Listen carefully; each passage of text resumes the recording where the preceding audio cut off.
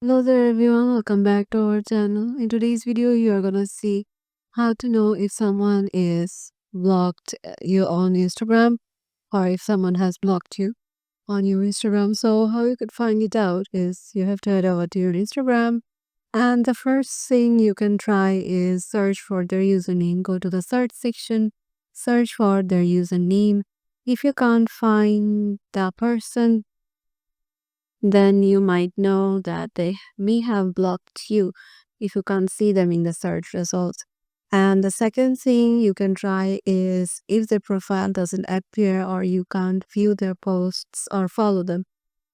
Sometimes there might be a glitch in Instagram that you can find their account, but you can't just see their post or follow them.